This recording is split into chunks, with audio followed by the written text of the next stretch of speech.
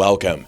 If you enjoy this type of content, then subscribe and hit the bell icon so you never miss out on any of our latest and greatest uploads. Renowned musician Demi Lovato has long struggled with drug abuse and mental health. Throughout the years, she has been open about her health with fans. Her lyrics, her interviews, and the several documentaries she's released all portray pieces of her recovery journey. In fact, in her 6 years sober, she became an advocate for mental health and addiction recovery. She became a role model for many people out there who are struggling with depression, eating disorders, and opioid dependence. However, amidst it all, she was still struggling herself. In her 2021 YouTube docuseries, Dancing with the Devil, Demi Lovato reveals new truths about her battle against substance addiction and the struggles she faced leading up to her near-fatal overdose in July 2018.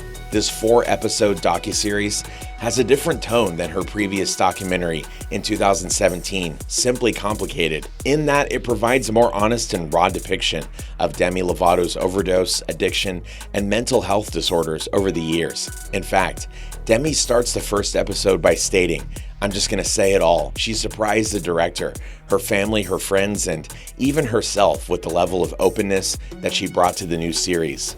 For Demi Lovato, it was important for her to share her story with her fans, the real journey and the trials that she faced, and to set the record straight.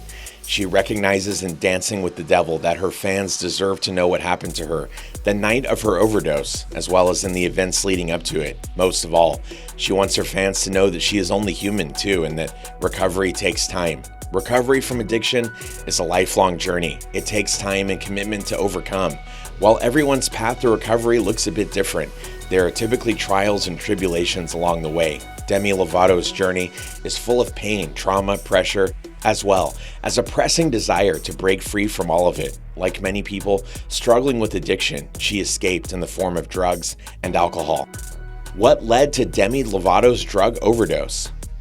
On July 24th, 2018, Demi Lovato overdosed on a dangerous mix of the opioid drugs, heroin, and fentanyl. Despite the friends she held close and the team of assistants and therapists that monitored her closely, no one was fully aware of her relapse to hard drugs after 6 years of sobriety.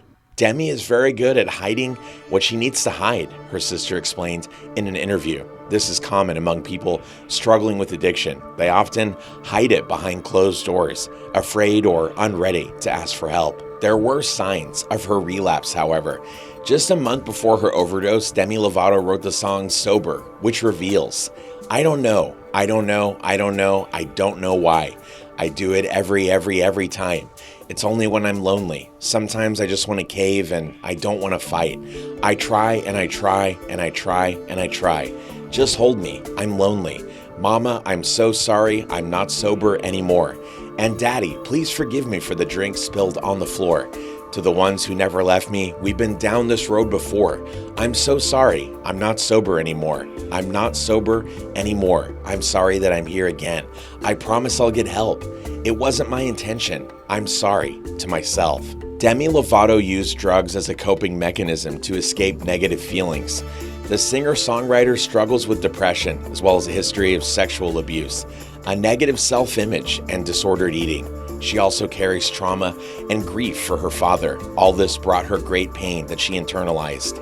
In Dancing with the Devil, she explains that she often compared herself to other women in the media, and she felt she was not good or thin enough.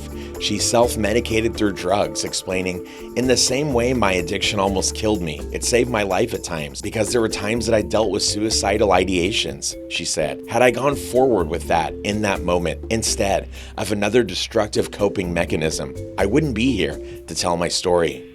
What happened the night of Demi Lovato's overdose? When the news of Demi Lovato's overdose broke in July 2018, many people thought, not again. Some questioned, why would she do this to herself? Or even, why did her friends let her do this? Demi Lovato was celebrating her friend's birthday the night before. Many people blamed her friend for having the get-together and for letting Demi relapse. By talking in this way, these people are adding to the stigma of addiction and ignoring the fact that addiction is a chronic disease. It's not a choice. As noted previously, Demi Lovato's relapse happened months before her overdose. She started drinking alcohol and using some drugs as a means to get control back over her life.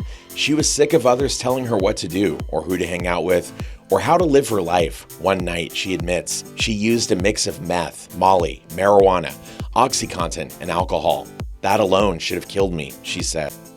And with that, we've reached the end of this video, all about Demi Lovato's drug overdose. If you enjoyed it and you found it helpful, don't forget to leave a like and subscribe for more content just like this. Thanks for watching, and we'll see you again in the next one.